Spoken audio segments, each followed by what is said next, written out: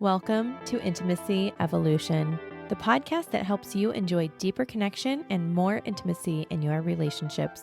I'm Brianna Carey, relationship and intimacy coach, and together with my husband Mark, a licensed professional counselor, we're here to help couples create the relationships they crave. Relationships evolve over time, and that's okay. Let's talk about it. Welcome, Lindsay Lockett, to Intimacy Evolution. Oh, I am thrilled to have you here. Like I was saying before, Mark and I have followed you for a while on Instagram and just love the work that you're doing. And I know that our listeners are going to get a lot from our conversation today. So, I hope so. Let's dive in. yeah. Yeah. So, how about you give us just a little background of who you are, and then we can delve into how you got into nervous system healing and trauma work. Yeah, I don't even think I can tell you who I am without telling you how I got into nervous system healing Yeah. and trauma work. Okay, so the very, very short Cliff's Notes version of my story is that I was raised in evangelical Christianity in the Bible Belt in the South. I grew up in West Texas in the Southern Baptist Church. I was a part of the purity culture movement and true love waits and the being a Proverbs 31 woman and my only calling in life being to be a godly wife and mother and blah blah blah. I also grew up in a home with uh a lot of big T and little T trauma, which I don't like Mm. using big T and little T, but yeah, I grew up with a physically abusive stepfather, but the majority of my trauma and complex PTSD actually comes from emotional abandonment and neglect by my mother. Mm. So I have, yeah, I have an ACEs score of 6, but then I also have a lot of, just overly critical parents, emotionally unavailable parents, parents expecting perfectionism, not meeting my emotional needs, et cetera, et cetera. So, essentially, I think I've had anxiety for my whole life. I used to Mm. go to the nurse's office with a stomach ache a few times a month when I was in elementary school. And now I look back and I'm like, oh, I was very anxious and it was manifesting in my gut. And I just Yeah. thought I had a tummy ache and needed to go to the nurse's office, but actually it was coming from just being so anxious from the environment that I was growing up in. Anyway, Yeah. I grew up, and when I was 19, I married the man I'm still married to today. We met in church and we're both super, super involved in church. Had both My husband is a pastor's son, Mm. and his entire family is Baptist pastors. And so I thought I'd always wanted to marry a pastor. And so whenever we met, I was just like, oh my gosh, all my dreams are coming true. I've met this godly man and I'm going to marry this pastor and we're going to be in ministry and live happily ever after. And it was happily ever after for 12 years. And Mm. then in 2014, we started questioning some of our Christian beliefs. We were on staff at a church at that time. Mm. And we started kind of secretly questioning at night whenever we would be alone, Yeah. watch YouTube videos or listen to podcasts or documentaries or something that was just the rabbit hole we were going down at that time to deconstruct our faith.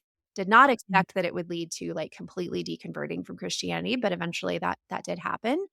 Mhm. In 2015, we moved from Texas to northeastern Minnesota where we knew no one, and it was our first time ever to be, so far away from our Christian families that it was, the first time ever that we felt like we got to feel like what life was like without our families being, 20 minutes away and being together with our families all the time and, really establishing an identity as a family of our own at that point. Mm. And then my anxiety started to ramp up really, really bad in 2016, 2017. I started going to therapy for the first time. I was doing EMDR. Mhm. I found EMDR to be extremely helpful for all of the religious trauma stuff and processing my stepfather's physical abuse and Mm. all of that kind of stuff. But then in late 2018, my husband and I started going through hell, basically. Like Murphy's Law was at work in our lives, in Mhm. like every aspect of our lives. Basically anything that could go wrong did go wrong. So we were just experiencing like stress from literally every source possible. While raising 2 young teenage children and living 1,200 miles away from our families, and yeah, it was awful, and, but I found that EMDR wasn't really helpful for that. So what I've Okay. discovered for myself anyway, and I've heard this echoed from other people, is that EMDR is really, really helpful for things that are, like, far gone in the past and, like, have ended Mhm. and have resolution, but, like, if you're actively going through a really stressful or potentially traumatizing period of life, that it's not Yeah. super helpful for something that hasn't ended. Right. So it wasn't helpful anymore. I stopped sleeping in, like, October of 2018, started having really severe anxiety, panic attacks, also having some pelvic pain during that time that I Mhm. couldn't find a cause for. And then, of course, all the other shit going on in our lives that felt really awful. Uh-huh. Am I allowed to say shit on your podcast? Oh, yeah. Yeah. Yeah. Speak No. freely. Yeah, just all the other junk that was going on in our lives. And that culminated in March of 2019. I actually attempted to take my own life on March Oh. 7th. And yeah, it was just the anxiety and the insomnia and the pelvic pain had gotten so bad that I just felt completely lost and hopeless and didn't see how I could ever just be my normal self again. Checked Mhm. myself into psychiatric hospital, voluntarily stayed there for 5 days, checked myself out on a cocktail of psych medications. Before all of this time, for like a decade, I had been on what I now call the hamster wheel of wellness, like chasing symptoms with supplements and restrictive healing diets, and got really involved in the health and wellness and nutrition world, and, like, made it a study, Mhm. became a health coach, like, did all the things. And so, of course, during 2018 and 2019, whenever my anxiety and insomnia and pelvic pain were so bad, like, that's what I had to fall back on. So I was, like, trying to change my diet and take a bunch of supplements and try different natural healing things to try to, like, fix these things about myself, and they weren't getting any better. And yeah, whenever I was in the psych hospital, I didn't have access to all of my fancy, special, healthy food and my expensive supplements and all my health gadgets. And I didn't have Mm. access to any of those things. And I found that I did not get worse. And so I was like, Uh. I wonder if there's something here. So yeah, that was kind of my first wake up call into like the world of trauma and the nervous system, where I was like, okay, all of these things that I thought were what I needed to be well, I've like been doing them for a decade, and I Mm. still have all these chronic and mysterious symptoms. I still have this anxiety. I still have like air quotes mental health issues or whatever. And Yeah. clearly if the diets and the supplements were what I needed to be well, I would have been well. I Right. wasn't. And so being without all that stuff in the hospital for that week was kind of a wake up call to be like, okay, I must be missing something. Mm. And so I made a promise to myself to be like, okay, I haven't always been on psych meds. I know how to live not being on psych meds. I don't want to be on these medications forever, even though they're really helpful right now. Yeah. So I need to figure out what got me to this point and like dig my way out of it. Yeah. So that's essentially what I started doing. Mm.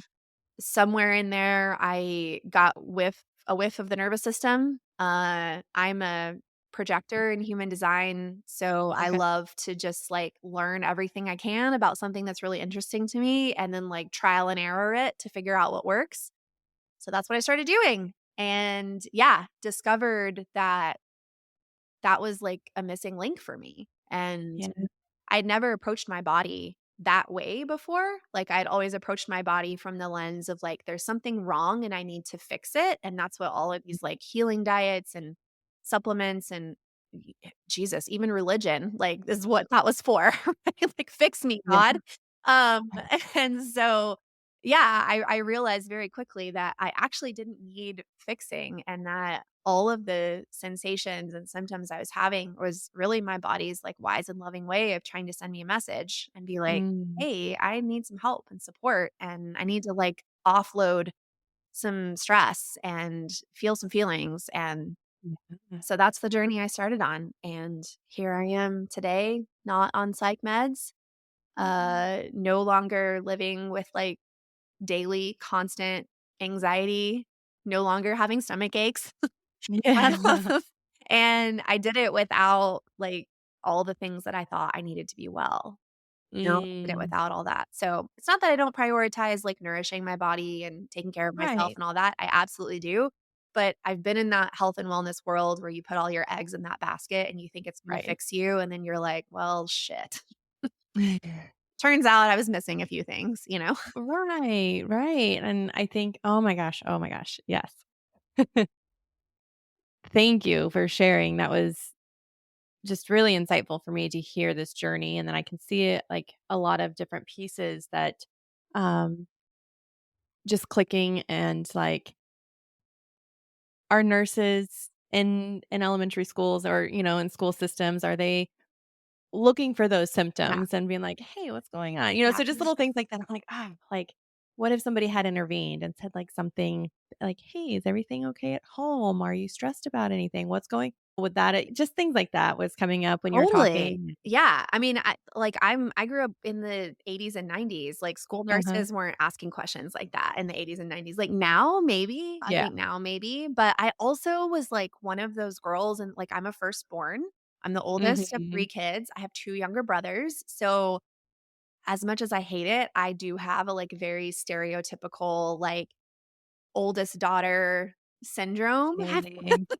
Same. Who, like, takes care of all the emotional needs of the family and feels extremely Right. protective of the younger brothers and, like, I mean, it's I'm fine, take care of them, yeah, it's like no surprise I grew up and became, like, a mental health coach, you know what I mean? Like, it's not a surprise, like, I yeah. might as well have grown up and become a therapist essentially because I have that stereotype, but, yeah, I mean, I was really high functioning as a kid, like, Mm, I performed really well in school, I made good grades, I was always in the good graces of my teachers, yeah. I was well liked by my teachers, I never really felt like I fit in with the kids at school, so I definitely had some, like, weird belonging issues, like, Yep. that I've had to kind of unpack later in my life and realize where those came from. But yeah, I don't think any of my teachers or any of the adults in my church would have even had a clue what was going on at home because I just presented so normal. Yep. Yep. I've seen a meme about that. It's like, "Hey, all you firstborn daughters, Mhm. like, how's your anxiety now?" or something, and I'm like, Yep. "Oh, yeah, Yeah. that's we're all in this together. Yep. We all are very similar." And so, um, can we zoom in just a little bit on, like, you talked about the emotional neglect piece, like, there's the physical abuse, right? We understand, like, that's gonna be very impactful, but how have you worked through the emotional neglect piece? And then especially, children are our biggest mirrors. And so once you became a mom, like how has that been like presenting itself and how do you work through that in the nervous system? That's such a deep question. Yeah. Yeah, so it's interesting. I became a mom. I mean, I had 2 kids by the time I was 22. Okay. So, like, I did not have the first clue about the nervous system. I had no trauma awareness. I wouldn't Mm, have even told you at that time that I had anxiety. Like, even though now I look back and I'm like, "Oh, all of that, like, obsessive compulsive cleaning that I yeah, was doing instead of, like, just enjoying my babies and resting." Now I get where that comes mhm, from, but, like, back then, that wasn't anywhere in my awareness. for sure. And but the thing that was in my awareness, which is interesting, is that one of the main ways that my mom used to, emotionally abandon and neglect me was by giving me the silent treatment. Mm, And, I knew as soon as I became a mother that I never wanted to give my kids the silent treatment. yeah. So, like, I can say that even without knowledge of the nervous system or trauma or complex trauma or whatever, that I still had this awareness of how bad it felt to get the silent treatment from her. And I like just promised myself I would never give my kids the silent treatment. And I never did. Um, but now I look back at my motherhood journey and like I didn't start doing what I do now or even having the language and the awareness that I have now until my kids were like mid teenagers, you know? My Yeah. kids were like 15, 16. before this really became real for me. Mhm. So, if I had had the knowledge that I have now as a much younger mom, like, yes, there are absolutely things I would have done differently. Um, Yeah. and it's been really interesting to have gone through my own journey of, like, emotional abandonment by my mom and not raising my kids by giving them the silent treatment, but, like, being able to look back and see, like, other ways that I didn't show up for them emotionally and, like, and we've even had conversations now that they're older. My son is 20 and my daughter's 19, and so we've had Oh. conversations since they've been older about little things that they're starting to notice in themselves. Mhm. Like, for example, a few months ago, my daughter came to me and told me that she was, like, struggling with food and that she had this, like, voice in her head that was shaming her whenever she ate sugar or, like, that she always had this voice in her head that was telling her what she ate wasn't healthy enough and that it was bad for Yeah. her, but then all she was craving was, like, sweets and processed food, and she just felt Yeah. really confused, and I was like, "Honey, you know where that comes from, right?" And she was like, "No, I don't." And I was like, "I did that to you. Like, I did that. I was Yeah. such a perfectionist. When I came into the world of health and wellness, I brought all of my already dysregulated patterns into that with me. Like, I was Yeah. already hypervigilant. I was already a perfectionist. I was already anxious. So then Mhm. into the world of health and wellness just gave me another outlet for anxiety, perfectionism, and hypervigilance, right? So, like, I became really hypervigilant about what we were eating and what symptoms we might have and, like, needing to fix those, and I became really anxious about, like, health. Yeah. Like, if my kid had a rash, it was like, "Oh my god, we have to, like, take everything out of your diet and heal your gut." Mm. Like, going to an extreme. Um, Yeah. being, like, hypervigilant with my body all of a sudden, like, suddenly every new noise and symptom and sensation, like, meant that something was terribly So wrong with my health, you know? So, like, I Mhm. absolutely put that on my kids, so it's Mhm. not surprising now that my daughter's an adult and she has this, like, critical voice in her head around food, and it's like, "Honey, that's not your authentic voice. That's my Yeah. voice that's morphed into your inner critic." Mm. But you also ask, what was the journey like for me to, like, heal that emotional neglect? And, Yeah. that has been, like, a more recent journey. That's been something that I've faced head on just in the last 2 Mm. years.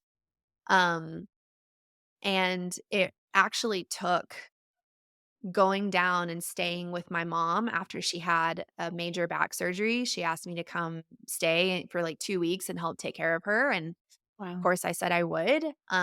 But I hadn't seen my mom because of COVID. I hadn't seen her since 2020, so this was, like, 2 years later. Wow. So, just for the timeline reference, I attempted suicide in March of 2019. Mhm. A year and a half later, my mom came to visit in the fall of 2020, and then I didn't see her for 2 years until the fall of 2022. So, we had been, like, texting and talking on the phone, but we hadn't been around each other to interact in any kind of way where we would, like, bump up against each other or might Mhm. boundary or someone might get triggered. Like, we hadn't been around each other in that capacity. Yeah. Well, from the fall of 2022 to the fall or from the fall of 2020 to the fall of 2022, like, Lindsay's been, like, doing some serious work on herself, you know? Like, Uh-huh. I've been up here in Minnesota, my mom's down there in Texas, and I've been, like, devouring information about complex PTSD and learning about boundaries and, like, connecting with my own anger and, like, figuring out Mm. what I feel about that, just, like, all these different things, and so when I went to visit my mom in the fall of 2022, I was a totally different person than the daughter she had seen 2 years earlier, you know? Yeah. And I don't think I realized how impactful that would be for both of us. Mm. So, my mom's sort of pattern whenever I was a kid was that I would, like, for example, come home from school and, like, put my backpack down, and the way our house was laid out, if I walked around the corner into the kitchen, if my mom was cooking or something, like, her back would be turned to me. And I think what every kid, like, wants and needs is, like, if you've been separated from your mom all day, you want her to just, like, put everything down and turn around and, like, open her arms and be like, "You're home. Yeah. Hi, I missed you. Tell me about your day. What did you do?" Right? Like, that's what we Yeah. want and need.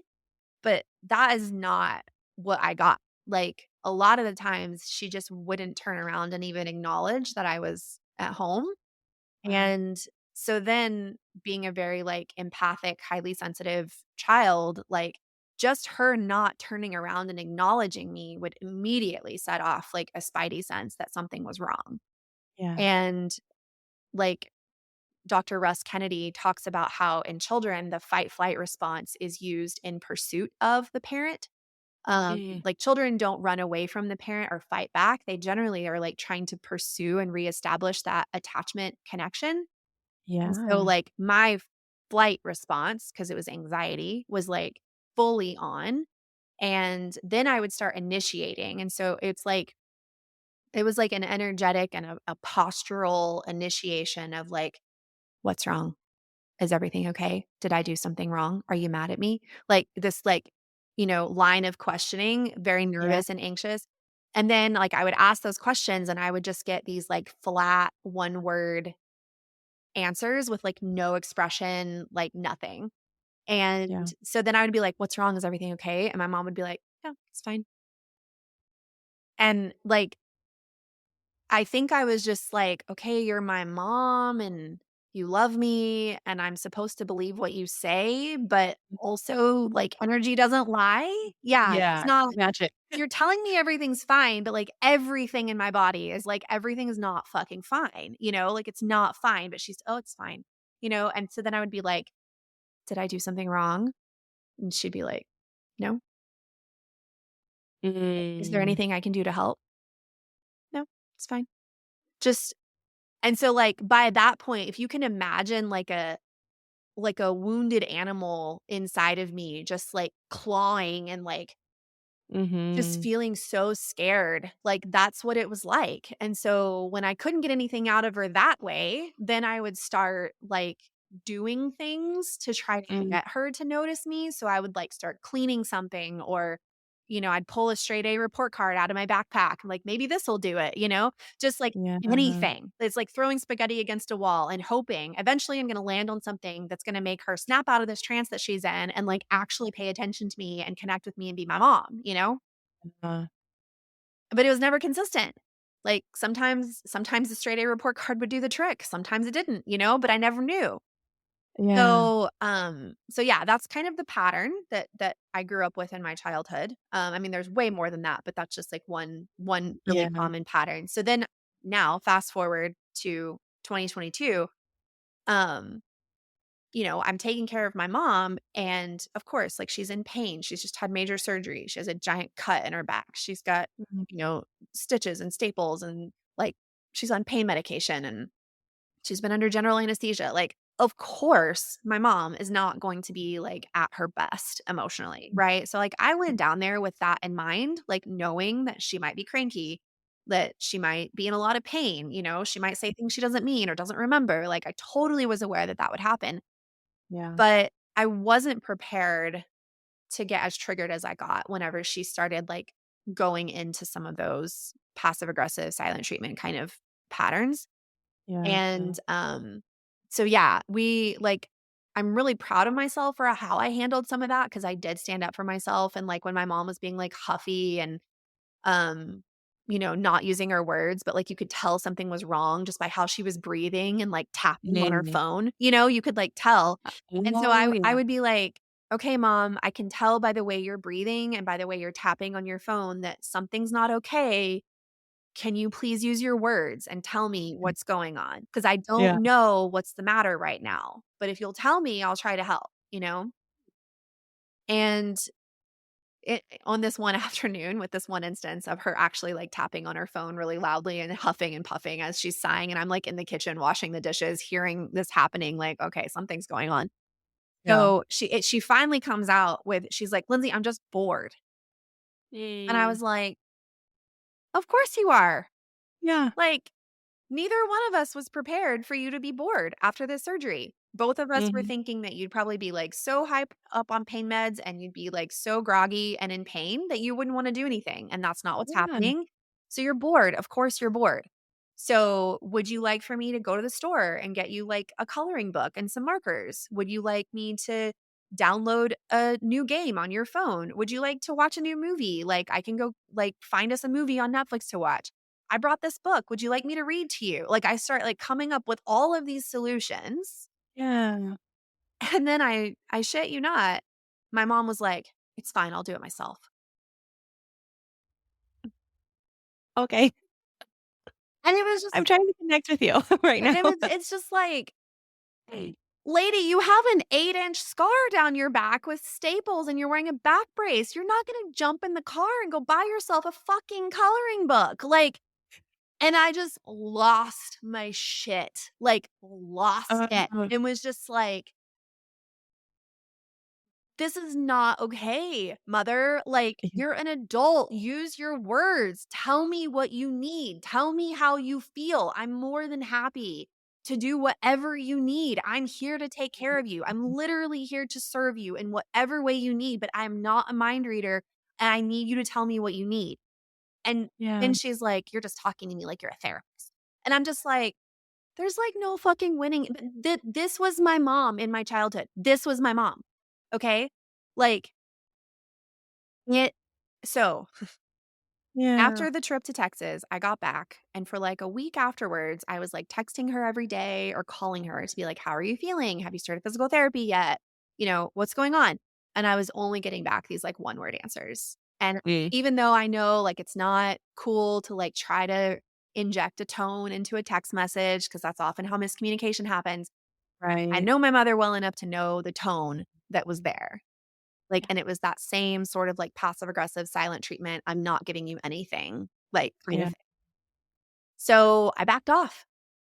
I was like, I wish that she had the words to be able to say, "Lindsay, I don't want to talk to you right now. You hurt my feelings when you came and stayed with me." Like, that's what she needed to say. She couldn't say Yeah. that, but I needed to change the pattern of how I related to my mom. Yes. So I just backed off. I was like, I am going to take these short one word answers. I'm going to perceive them as a boundary. And I'm Mm. perceiving that you don't want to talk about this. So I'm going to respect that. And I'm not going to text you and talk about this anymore. So I just stopped reaching out. Yeah. And then a month went by, and another month went by, and another month went by. In April of 2023, so we're talking from October of 2022 to April of 2023, Yeah. I got an email from my mom, and the email was just like, "The way you treated me and the way you spoke to me when you were here after my back surgery was absolutely unacceptable. I will not tolerate you ever talking to me that way again. I'm not interested in having a conversation with you at all unless you can apologize for how you treated me." So I was like, "Okay, well, she's using her words, like, clearly she's Yeah. mad. Like, okay, I can respect that she's angry about something. Like, I did yell at her, so it makes sense that she's angry." Right. So I emailed back and I was like, "I think we both have things that we need to say to each other. So when would be or would you be interested in having a mutually beneficial conversation?" And she emailed back and she was just like, "I am." But that was it.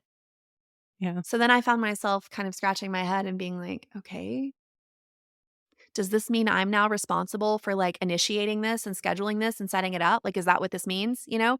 And so then I was like, "I'm not doing it. I'm not doing it." So another few months went by, my birthday came around, she wished me happy birthday. I asked if we could talk on my birthday. She was like, "Well, I've got a lot going on today, but I'll see. We'll check in later." My mom doesn't have shit going on, dude. Like, my mom has no life whatsoever. She's single, she doesn't date, she like, really. My birthday was on a Sunday. I'm like, "What are you fucking doing on a Sunday that you can't, like, Yeah. call me?" Right? Like, "What are you doing?" So Yeah. she's like, "I'll check back in with you later." Well, she never did. Mm. So another couple months went by and then it was her birthday, and so I texted her on her birthday. So, yeah, for like a year and a half, we did this like weird dance. Mm. But I think the most important thing for me during that entire time, what especially like the first 6 or 7 months, was like I noticed in myself that pattern of, like, wanting to initiate, like, "Is everything okay? Are we okay? Are you mad Mhm. at me? What's going on? What can I do to fix this?" Like, I noticed that there, and it would be like, my phone would be, like, sitting, and I would be like, "Oh, I think I'm just gonna reach out and text her and just ask," you know? And I'd be like, "No." Like, just like, "Oh, maybe no." It really was like extreme self-control that I had to have because I could tell that the part of me that was like wanting to connect with her was not my highest, wisest adult self. It was this like Yeah. abandoned child that was so used to this pattern of using her fight flight response to pursue and initiate contact and connection with her mother. And I had to prove to myself, I'm not that abandoned child anymore. Like, I am an adult woman. If my mom can't behave like an adult and just talk to me with words, like, that's not my problem. You know, I'm here, I'm available. I've never gone no contact with her. I don't plan on ever going no contact with her. I'm so available, but I cannot be responsible for maintaining and initiating this relationship. Like, I can't. Yeah. And so, yeah, after I, hit my hand away a few times, it became a lot easier. And Mhm. I noticed how my annoyance with her transformed into this anxious attachment, abandoned energy.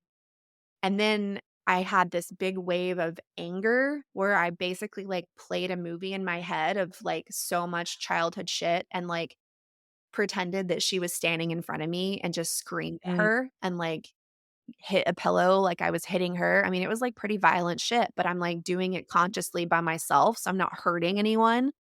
So I right. went through this big anger movement, and then after the anger movement, it kind of like died down to like a sadness, just like, Yeah. I'm really sad that this is the state of my relationship with my mom. This is never what I wanted. But I think it was also the first time in my life that I'd really let myself accept the reality of what my relationship was with her. Like, it had always been this way. But as long as I was relating to her as an abandoned child, then there was always this like false hope that like maybe things Mhm. will be different this time. Maybe things will be better this time, you know? And I had to learn how to stop relating to my mom as an abandoned child because if she had it within her to give me what I needed, she would have. Right. And I had to go through this like, hurt, self-control with pursuing her, and then anger, and then finally to this place of like acceptance, you know? Yeah. And that took me like, well, I recorded a solo podcast whenever it had been a year since I'd spoken to her. I recorded a podcast. And then after that, I was like, I need to write her a letter. And so Mm. I thought the letter I was gonna write her was a rage letter. I thought I was just gonna like rage and rage and rage and never send it, you know? Yeah. But actually, whenever I sat down to start writing the letter, an image of my mom's like 3rd grade school picture popped into my head. And like I saw this like little girl with like barely a smile and her bangs were cut crooked because my grandmother trimmed her bangs the morning before her school picture. So her Oh, bangs were a little bit crooked. And she just had this sort of sad smile on her face, and that's who yeah. I ended up writing the letter to, was, like, the 8-year-old version of my mom. And as the words, like, came out, I realized, like, how much compassion I actually felt for her, and that I came to this deep understanding of, like, I feel torn between the knowledge and the understanding that you were never going to be able to give me what I needed because you didn't have it to give, and that's not Right. your fault. Yeah. And also the very real, like, knowing that you are also completely responsible for most of my trauma.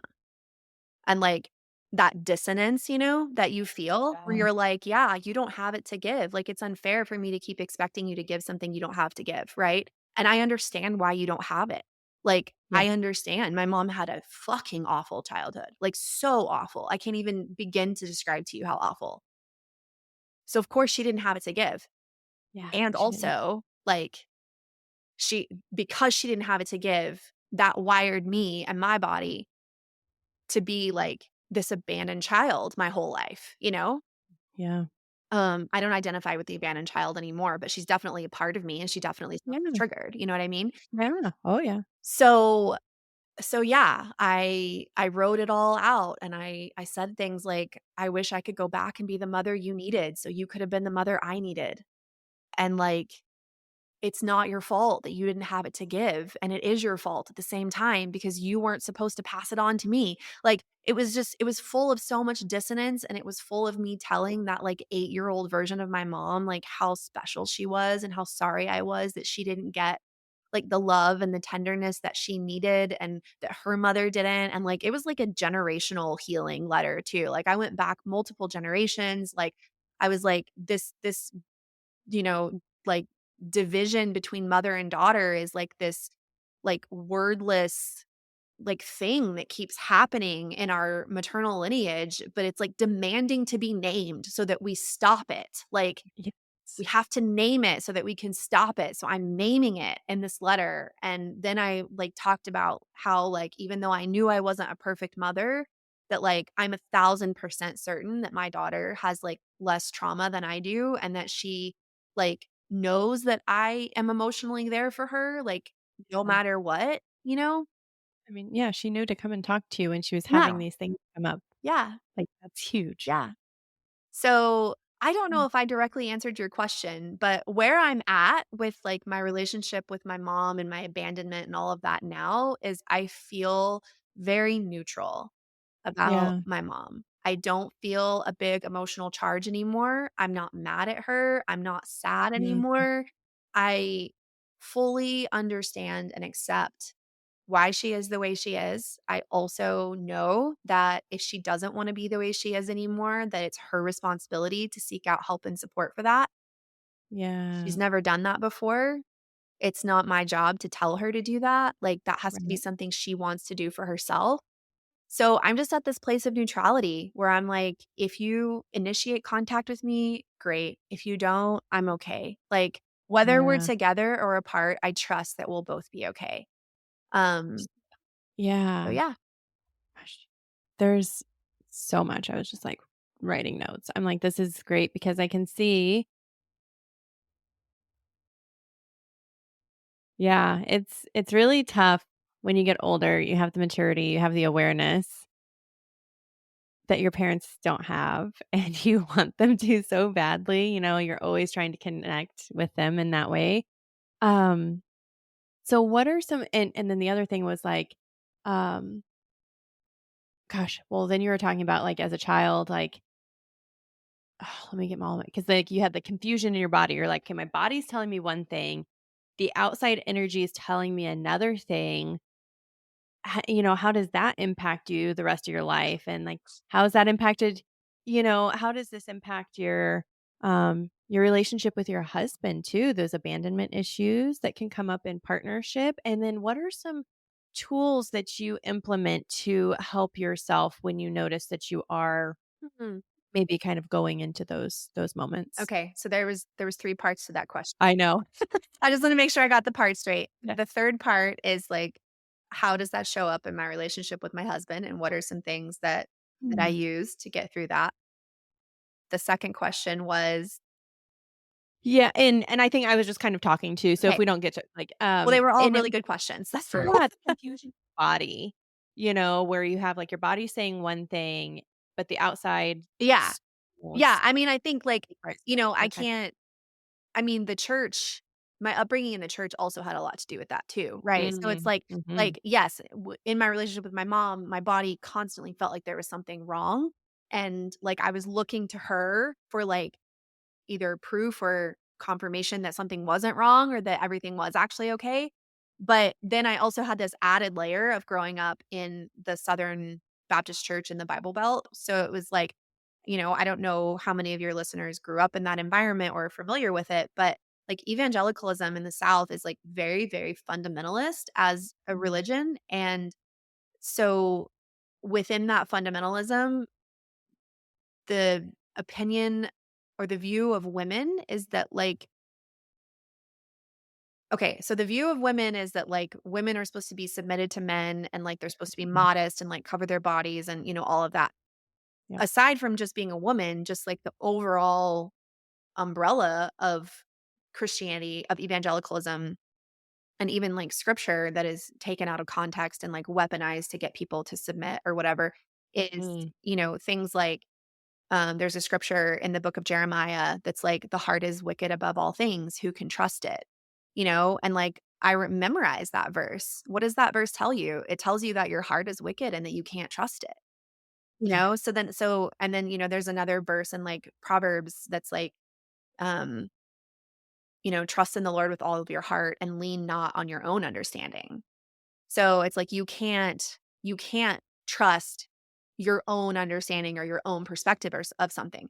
So like, yeah, I have these confusing messages from my mom being like, everything's fine when it's not. But then I also have the church being like, you can't trust your intuition. You can't trust your heart. You can't trust your own knowing because God knows something different and that's better and higher than what you know. So, like, Yeah. it completely ripped me out of my body where I just Yeah. like lived this existence in my head, which is Mm. why I had so much anxiety because I was just thinking and overthinking and ruminating and catastrophizing like Yeah. all the time as my way of moving through the world. Like, of course I was fucking anxious all the time. Of course I had an anxiety disorder. You know what I mean? Like, of Sure. Yeah. course. So how that shows up in my relationship with my husband is I would say that probably my main sign that I'm triggered in an abandonment trigger is I become very hypervigilant.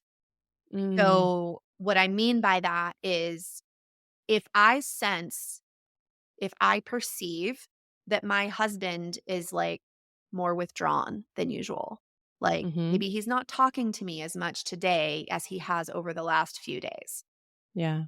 then that immediately sets off an alarm in my body because his withdrawal, my perception of his withdrawal, being very careful about my language here, my perception of David's withdrawal from me, which Mm. may not be rooted in fact, um, reminds me somatically of what it felt like when my mom was like that.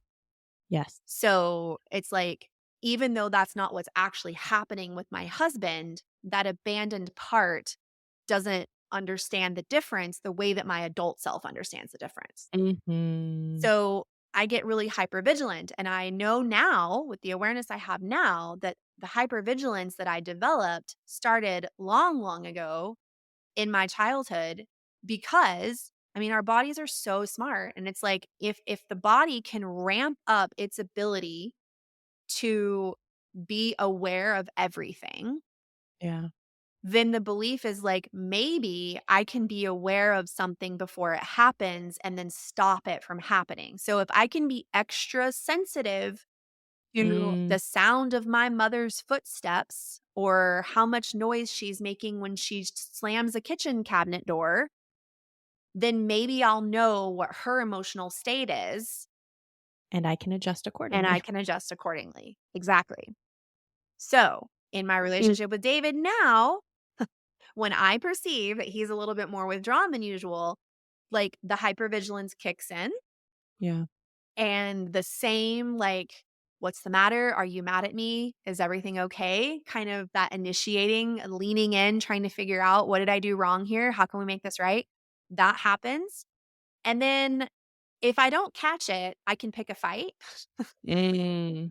Which I think is a really good thing because I think if my child self had had access to that, like, she would have fucking protested mom doing that, you know what I mean? Yeah. So I think the fact that I can access that little bit of fight now is great. Mhm. However, it's misdirected because my husband isn't actually emotionally abandoning me. It's just I perceive that because my body is responding as if that's what's happening. So Yeah. what I have learned to do, and if anyone has any better ideas, I would love to hear them. But what I've learned to do that has worked really well in our relationship is obviously it's my responsibility to catch myself being like that. Mm. So what I will then do when I notice, oh, okay, I'm hyper aware or I'm hyper vigilant. So clearly I'm triggered. Like some part of me is feeling insecure and abandoned. And so what I will Mhm. do is I will go to David and I will say, I'm perceiving that you're more withdrawn than usual. And the story I'm telling myself about that is that you're mad at me or that you're going to leave me or that I've done something wrong. But Is that what's actually happening? And, like, literally not once has he been like, "Yep, that's what's happening." You know? Literally never once. So, it's been really important for me to develop that language and the ability to Mhm. communicate that because I know that if I was to, like, go within myself and start trying to offer myself all of this reassurance and be like, "Everything is fine, you know everything's fine, you always do this, like, you know he's not leaving you." Like, sure, am I capable of doing that? Absolutely. Does that actually help me move through the trigger? No. Like, no, it just puts me in my head even more. So, Yep. I don't feel like I'm, like, outsourcing my safety or my well-being to my husband. I feel like I'm using my agency, and I can use that energy to pick a fight with him, or I can use that Mhm. energy to get passive aggressive with him, for sure, or I can use that energy to, like, be like, "Hey, this is what's happening for me. Is this real?" You know? Yeah. And then he can just tell me, like, "No, that's not real," or, "Yes, it is real. Let's talk about it." You know? Right? And then it, like, avoids all the drama and the fight and the passive aggressiveness and, like, it just bypasses all of that, and it's like, "Oh, okay, what's really Yeah. happening is that I didn't sleep that great last night, so that's why I'm a little more withdrawn than usual. Actually has nothing to do with you." I mean, this is what honestly, this might be a really hot take, but I think that this is, like, a form of my own fucking narcissism, if you want to tell you the truth, right? Like, honestly, because it's like, in this Of moment, course, it has to be something with me. What do you mean? exactly. What do you mean it doesn't have to do with me? Doesn't everything you do have to do with me? Right? Like, honestly, but that's like children are narcissistic. Like, Yeah, the world has to revolve around a child no in order problem. for it to survive, you know? So when I Yep. say like it's narcissistic, I'm talking about the abandoned part of me. Like, it's Right. the abandoned part that's like, let's make this all about me. Let's not make this about you just being tired because you didn't sleep good last Yeah. night. Let's make it about me and my abandonment issues. Mm. Oh my gosh, I love 2 things that you said there. 1, you said it's my responsibility to identify and be aware of what's going on. And then I love the phrase, "the story I'm telling myself." We use that, and I think it's so powerful for when you do come into conversations with somebody and, partner or whatever, and it helps them to not immediately go on the defensive. Yeah. The story I'm telling myself is XYZ, and they can listen, actively rather than defensively, so I love both of those. Um, yeah. Can you share, just a few things that you like to do? Are there some, like, daily practices that you do to just kind of help with, like, nervous system regulation or something that some of our listeners can start implementing themselves as they might now resonate with some of your story or all of your story and now have this awareness like, "Oh, okay, I've gotta do some stuff." Yeah. Well, this isn't really a nervous system tool, but I actually don't think the nervous system tools are as important as we think they are. Mm, My first and probably most important piece of advice that I would give to anyone listening is to start having awareness, to start practicing awareness. What do I mean by awareness? Well, you can have cognitive awareness, which is like, mhm, I am aware that I'm telling myself this story, right? Because that story exists in your mind. yeah, I'm aware that I have this belief about this thing that might not actually be true. Um, so that's cognitive awareness, but then also somatic awareness, which is like, what do I feel in my body? mhm, So like, I'm not triggered because David is more withdrawn. I'm triggered because of the sensation in my body that means there's something wrong, right? So the feeling is not reflective of fact, but the feeling is still deserving of presence and curiosity. yeah, So when I notice that feeling in my body, then I have somatic awareness. So it's like, what am I feeling and where am I feeling it? mm, And then, what's the story underneath this or what's the pain underneath this or so it's like having this like somatic and cognitive awareness process and being really curious to whatever answers my body might give me because sensation is the language of the body. Like mm, the body doesn't speak in English or Chinese or French or Spanish. The body speaks in sensation. yeah, And like it's like learning another language whenever you start listening to your body, because now instead of like listening with your ears and cognitively translating like you would learning another language, you're Mhm. actually like listening with your body and then learning to translate through intuition and cognitive awareness.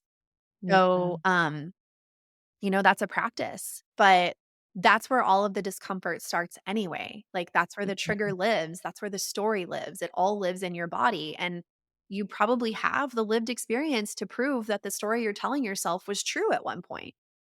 But sometimes Mhm. we get stuck in those stories and then it's like they're always true when they're not. But the triggered part is reacting as if it is.